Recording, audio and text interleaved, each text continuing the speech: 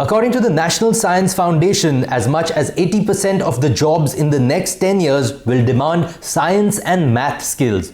Now, metropolitan areas including Delhi, Mumbai, Bengaluru, Pune, Hyderabad and Chennai hire and retain the maximum talent in this field.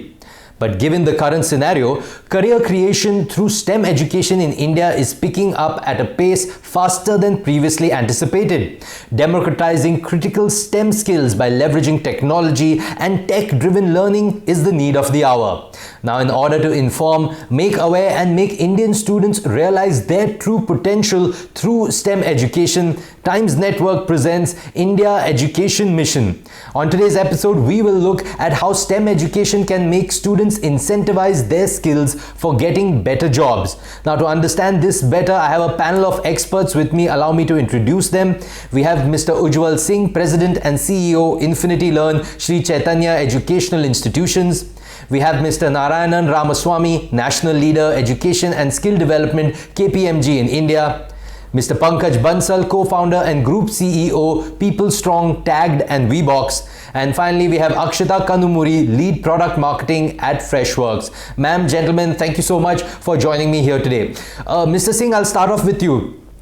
We are now aware of what STEM is. But as compared to regular education curriculum, how does STEM training, at a very early stage, say class 11th or 12th, how does this help students to apply their learning better in the jobs that they pursue in the future? So let's take a step back. STEM, science, technology, engineering, and math. I'm going to take in class 11th and 12th science and math as a major area of work which we do. What does science do finally? It builds a skill which helps the human race over last 5,000 years, which is called inquiry. What is math doing? It is largely building logical reasoning or problem solving. I think this is one such skill set which every human being should have. And that's why we are saying that can we start working on STEM, particularly science and math, and go back the inquiry skills and the logical reasoning or the problem solving skills with young children so that it becomes a foundation for them, whatever they want to study, whatever they want to do in life, but that becomes foundation for them to think critically, to have the inquiry, to find out what is right, what is wrong. And that helps us and the learner for a lifelong learner or a lifelong journey. Mr. Ramaswamy, so, one concern for many Indian students in choosing subjects for board examinations is the ideology dictating them to choose subjects that can, earn them more marks compared to, and therefore, get them into better jobs that will get them more money, or that leads them to career opportunities that offer them high salaries. In this regard, your thoughts, since you're looking at this whole education and skill development field, how does STEM train students to qualify for those jobs that can, in turn, get them better salaries and, a better career path, hopefully? Let me put it this way. I think there is a bit of STEMification of industry that has already happened. Why only industry? Even every walk of life. If you go into any part of what you're going to do after your schooling, there is a heavy influence of how STEM and STEM related concepts are going to guide you, help you, in fact, be very fundamental to how you can succeed in life. So I think to begin with, every sector which is influenced by Industry 4.0, which has its basics in STEM, if you want to be successful in that, which is where, as you rightly said, 80% of the jobs have an influence of this, it is STEM education that will help you. And like Ujjwal said, it also induces the curiosity to learn. I think what's important in tomorrow and future, not just future, even today it's started to happen, is it's not what you learn in school that helps. It's your ability to learn that will help. So what STEM does, it makes you a good learner. So I think STEM education is important, not because the content itself, but its ability to bring in the curiosity of the learner and make the learner to learn more and to make the learner to unlearn and learn. In science, we learn concepts only to be proved wrong by another concept, and then we quickly unlearn and learn. And that's what is happening in real life. So STEM is going to be so fundamental for survival, not just good jobs, I think it has to be made mandatory. It is mandatory, and it has to be further strengthened in school education. That's really beautifully put, Mr. Ramaswamy, that it's important to learn how to learn, because that is what will carry you through the rest of your life.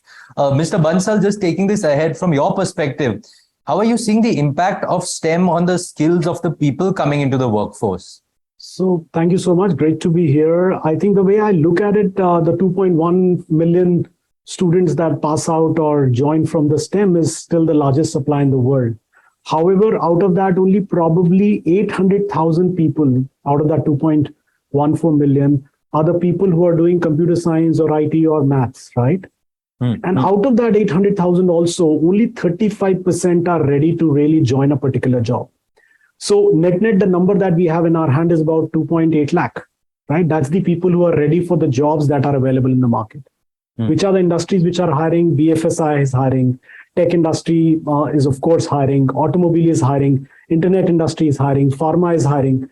But for these industries, the kind of job skill set that they are looking at, vis-a-vis what students are passing out, they must remember that, there are a softer bucket, which Ujjwal and my colleague very nicely put, which is problem solving also, communication also, digital dexterity, and there are so many things.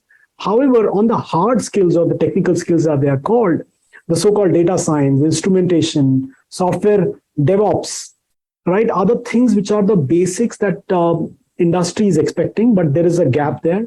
Though India's skill index, as per Wheebox report only, I'm quoting that in 2016, it was 38%. It means 38% people were employable, or the students.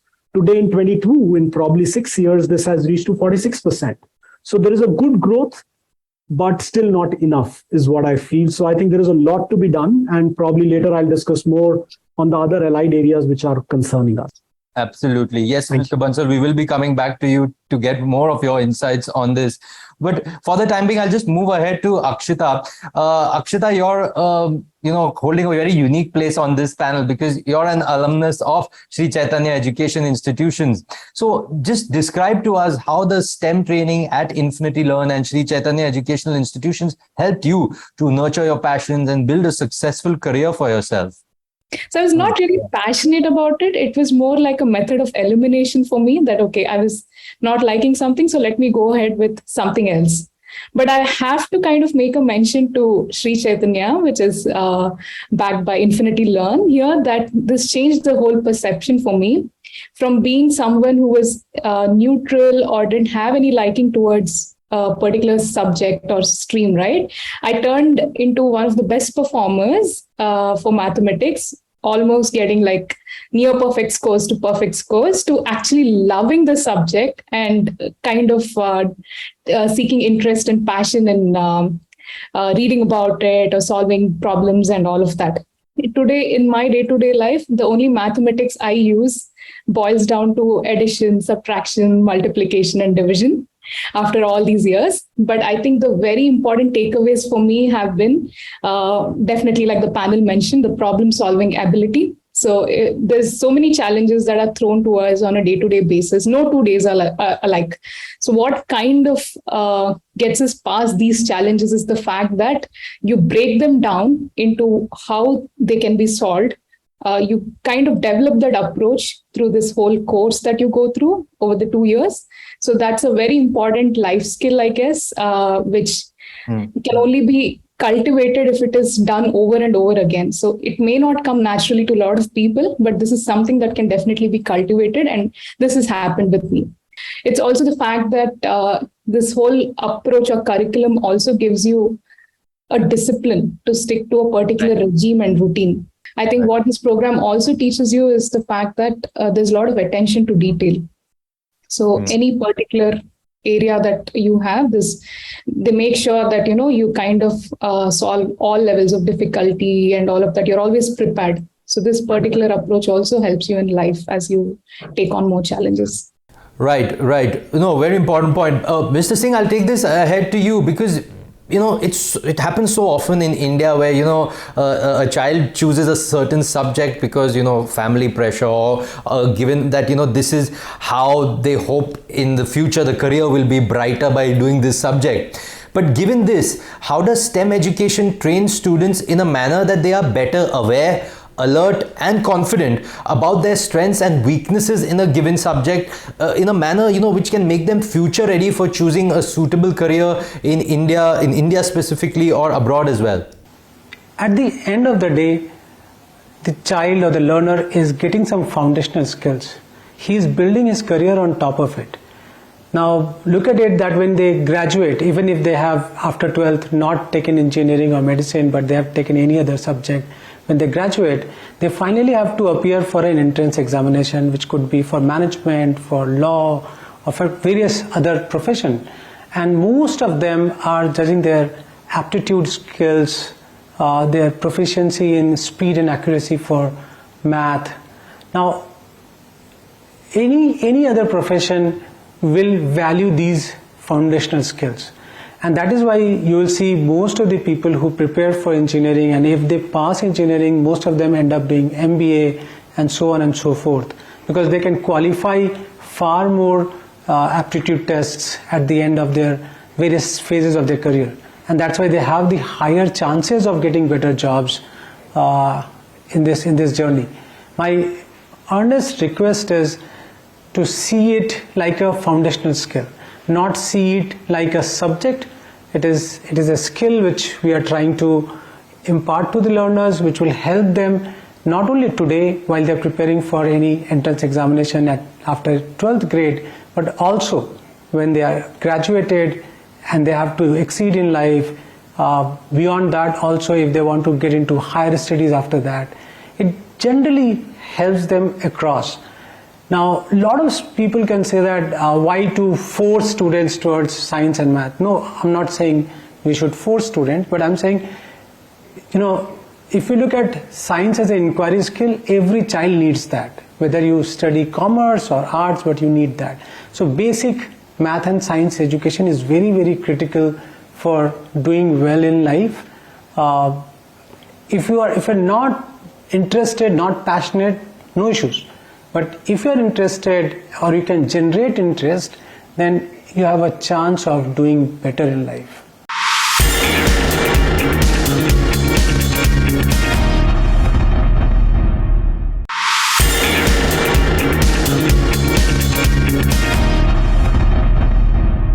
Mr. Ramaswamy, what scope do you see for STEM implementation in the overall EdTech industry of India? Because that is another industry that is booming and a lot of scope for growth. So what's the scope there? And how do you think that STEM education maybe increases career prospects in the EdTech space? What are your thoughts on that, sir? In my view, EdTechs can play a big role in this discovery process.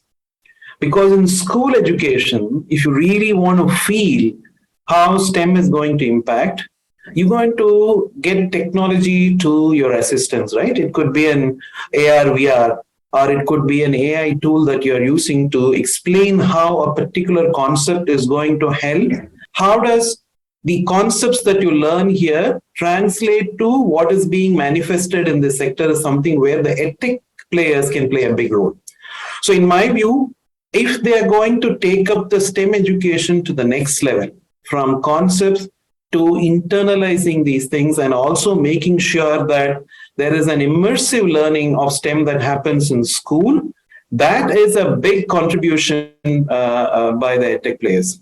And I think they have started to do this. And in my view, what is required is innovation in the way EdTech players come and teach inside the schools and outside the schools.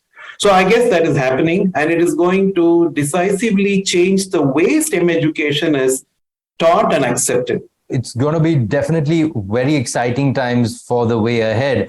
Mr. Bansal, coming back to you. So in your observation, what are some of the careers that are most opted by STEM graduates? Because, the other panelists were talking about how STEM learning is different and it gives you a lot of these real life skills. Are you seeing the students going in for different kind of careers or any specific kind of careers that you see they're more suited towards? So I think if you look at this whole industry, the function of STEM is not common across, right? So What I mean to say, when you look at a career, if you're an IT industry guy, right? So you're moving into IT industry, then you will focus more on low code, ML, AI. But if you're joining an auto company, then you will use more robotics and fuel cells. If you're a pharma company that you're getting into as a STEM graduate, then you will probably focus more on clinical research, data sciences. But if you are in BFSI, you will focus on blockchain and cybersecurity. If you are in internet, you will look at web and mobile development. The point I'm trying to drive is all these qualified to be STEM, but the application in each industry differs. So also in early stage, as Ujjwal mentioned, the other side, and Mr. Narayanan, the softer side, is there a possibility for students who are passing out start thinking which are the industries they would like to make careers in? There is no dearth. I feel India is in the best situation. The only challenge we have is on the participation of women when it comes to STEM. But if you discuss that topic a bit later, if you look at the examples I gave of different industry, so students will have to pick early on that where they wish to specialize.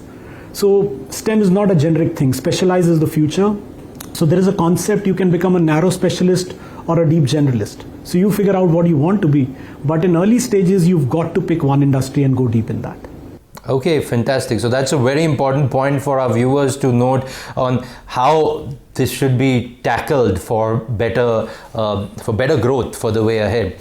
Akshita, coming back to you, compared to the regular education curriculum, just your thoughts on how STEM education can train students for, facing academic competition both in India and abroad, because that is a big thing over the years. There's a lot of academic competition within students. It could be in the same school, college, or amongst colleges across India, across the world. Your thoughts on that? How are you seeing that?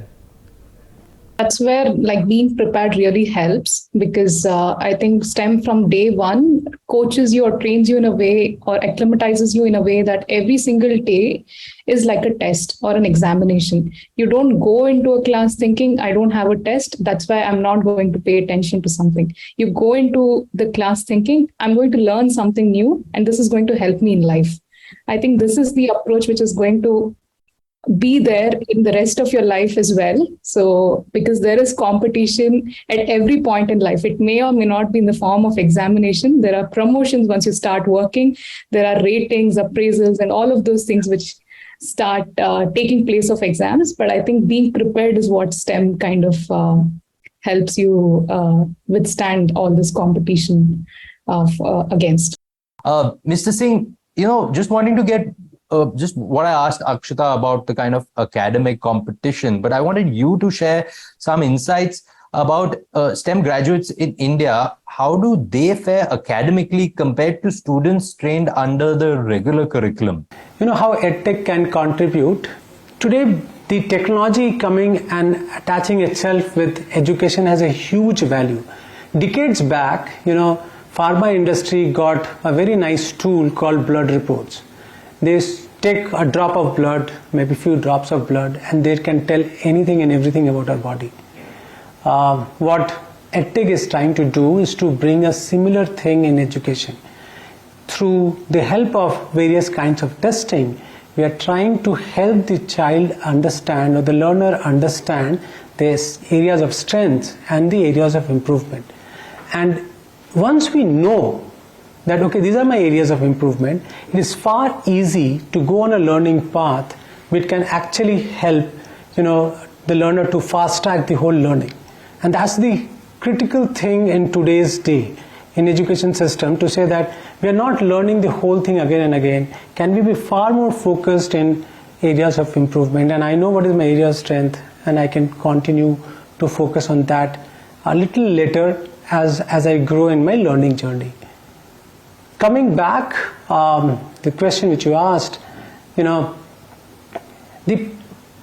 whole thought process is, which we keep saying to everybody, is that, if you want to do well in any sphere of life, discipline and hard work is the two most important things. We will make you a better learner so that you can learn a lot of things yourself.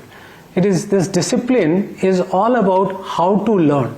It is not about rote learning, or it's not about mugging up the formulas, but to say that how you innovate to remember things. Remembering is one of the very critical advantage which Indian students have over a lot of international students. But what is more important is that how to learn is more important in STEM than only saying, okay, this has to be remembered. Mr. Bansal, as we wind up, just wanting to get your thoughts. What would kind of your advice be to students out there who are contemplating STEM education? Our workforce in STEM is about 25% women, but the employability scores of women is 51%, and as compared to men, which is 45%. But the participation of men is higher, 2/3 of the workforce, and less than 1/3 is women, almost 1/4. So I think my focus area will be to push more and more girls to not look up to any male member. If somebody is earning in their family, they don't work. They've got to become the part of the team. They've got to become the part of India team if we have to help India grow. So it's very important that STEM graduates who are girls also join, because they are scoring well and everything.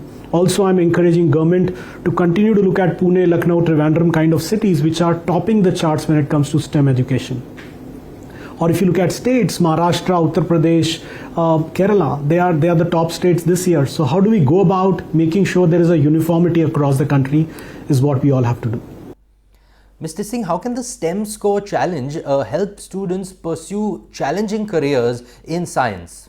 The SCORE STEM Challenge is one of the largest scholarship exam, which is in association with Times of India and Sri Chaitanya and Infinity Learn. I think how it is different, it is pan-India. It is helping fostering STEM in school students. So this is for students in grade 1 to grade 12. And lots of schools have started participating in this because they think that this is one of opportunity for the year 2022-2023 for their students to showcase their aptitude in academics, but beyond academics as well. As the STEM challenge, when it moves to round 2, round 3, round 4, is not only about one test or assessment, but it is also a showcasing their communication, showcasing their ability to build activities, record themselves, and taking the challenge further. And countrywide, this is a lot of schools are participating. I think there's an opportunity for all the schools who have not yet registered for this test to come and participate. Fantastic. Thank you very much, Mr. Singh. Thank you, Mr. Bansal. Thank you, Mr. Ramaswamy. And thank you, Akshita, for being a part of this lovely discussion. Ladies and gentlemen, that was indeed a very enlightening take on how STEM education is training students in India towards better career opportunities that are not only innovative, but will immensely increase the students' potential for a better success rate in their career of the future. That's all the time that we have on this special episode of Sri Chaitanya Educational Institutions and Infinity Learn presents Times Network's Living Room Conclave India Education Mission. Thank you so much for watching.